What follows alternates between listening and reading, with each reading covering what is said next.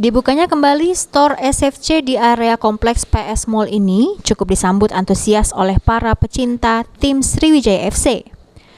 Mereka langsung menyerbu store yang telah lama ditutup tersebut dan melihat jersey Sriwijaya FC yang rencananya akan digunakan oleh para pemain saat kompetisi Liga 2 mendatang.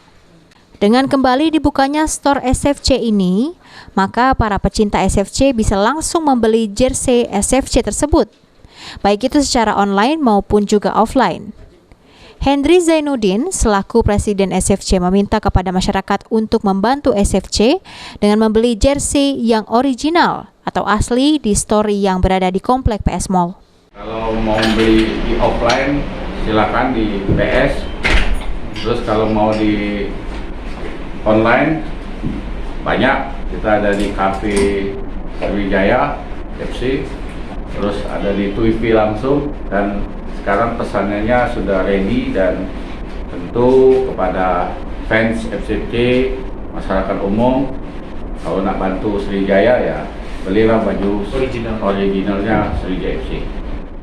Selain jersey yang akan digunakan saat kompetisi Liga 2 mendatang, di store SFC ini para pecinta SFC bisa melihat beberapa piala yang pernah dimenangkan oleh SFC saat mengikuti kompetisi liga di Indonesia. Firman Hidayat, PAL TV.